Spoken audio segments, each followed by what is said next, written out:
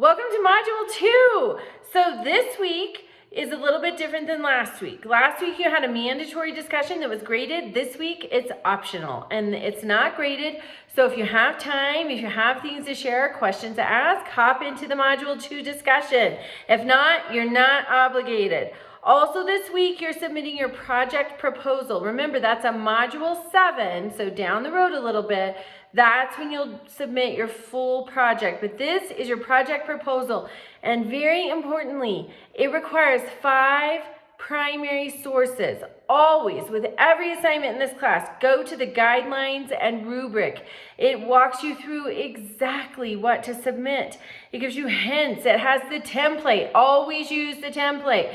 Not only is that ease of grading for me, but it helps make sure you don't leave anything out. So use the template.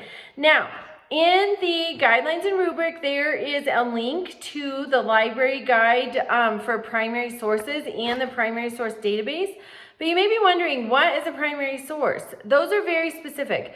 Those are the raw materials of history. They're stories told by participants or direct observers. They're letters.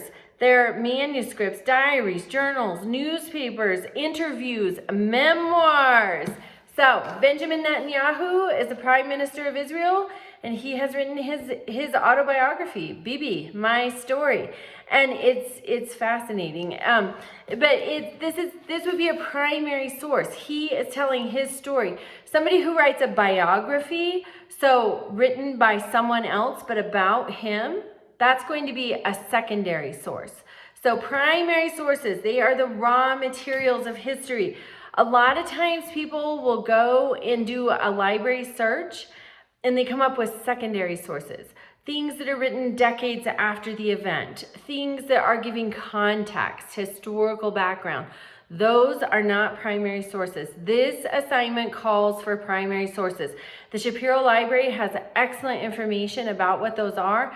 Make sure that you utilize that and submit 5 primary sources with your assignment. Always pictures. Those are huge. Each picture is a primary source. So that's a good key. But just reach out to me if you have questions about this. It's really important. You're going to, the rubric is linked in the guidelines and rubric. And so you'll see a substantial number of points is tied to listing 5 primary sources. So if you're confused about those after you go through the material that's linked, let me know and I'll see if we can brainstorm ideas for primary sources for your project proposal. I am happy to do that. So reach out to me if you need and have a great week.